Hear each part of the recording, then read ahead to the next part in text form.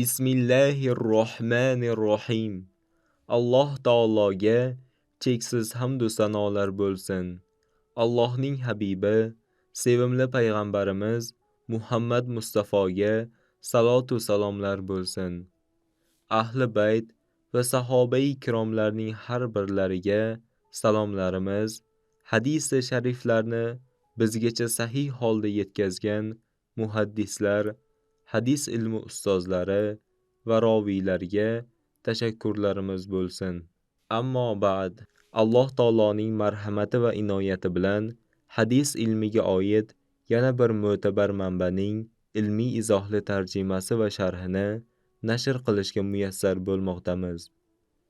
Rasululloh sallallohu alayhi va sallamning hadis-i shariflari to'plangan mazkur hadis kitobi asrlar bo'yi yurtimiz madrasalarida hadis fanidan eng asosiy o'quv qo'llanmalaridan biri hisoblangan.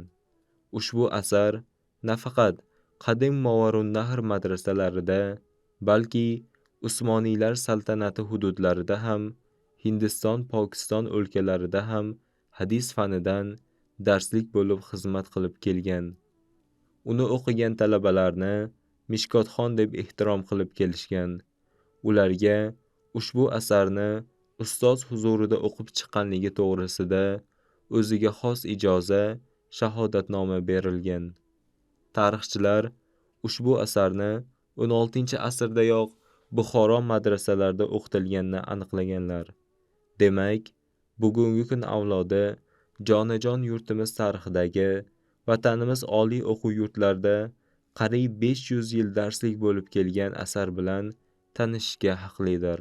Bu mo'tabar kitob taniqli muhaddis olim Valiyuddin Abu Abdulloh Muhammad ibn Abdulloh Xatib at-Tabriziy rahmatullohi alayh qalamiga mansub bo'lib, Mishkot al-Masobih, ya'ni chiroqlar tokchasi deb nomlanadi.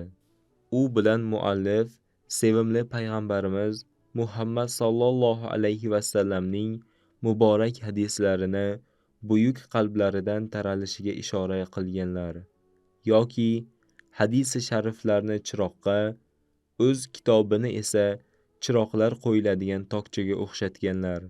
Shuningdek, asar nomi o'z manbasi va asosi bo'lmish Al-Masobih kitobiga ham ishora qiladi. U esa Muhyi Sunna Husayn al-Bag'aviy rahmatullohi alayh qalamiga mansub bo'lib, unda 4000 atrofida hadislar bo'lgan. Valiyuddin at-Tabriziy rahimahulloh esa uni qayta ishlab, hadislar sonini qariyb 6000 ga yetkazib, mukammal holga keltirganlar. Asrlar davomida Mishkot al-Masobih va uning asli bo'lmish Al-Masobihga o'nlab sharhlar bitilgan. Mishkot al-Masobihga ilk sharh muallifning o'z ustozi Sharafuddin at-Tibiy rahmatullohi alayh tomonidan bitilgan. Ushbu asarning bir qancha sharhlari bor bo'lib, bizning yurtlarda mashhur bo'lgan sharhlarini esa 2 nafar Hanafiy muhaddis olimlar yozishgan.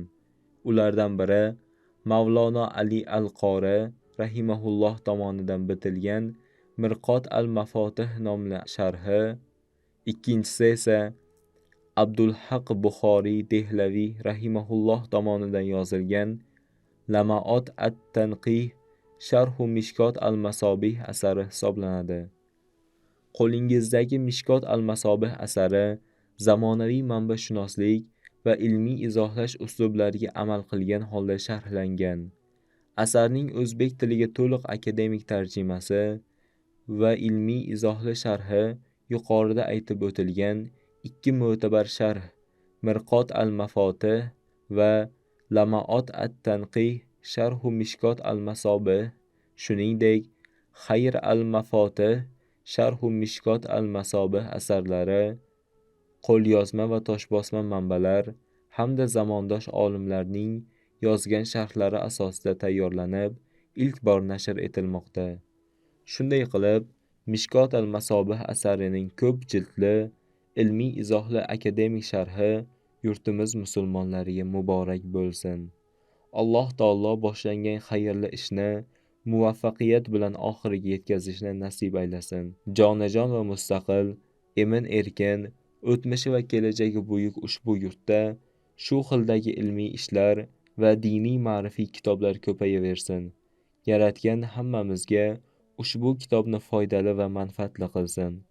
Tarjimon va nashrga tayyorlovchilar: Hikmatulloh domla Abiyev, Qudratulloh domla Sidiqmetov, Jaloliddin domla Xolmo'minov, Shokirjon domla Madaminov. Alloh taolo ularning qilgan xizmatlaridan rozi bo'lsin. Assalomu alaykum va rahmatullohi va barakatuh.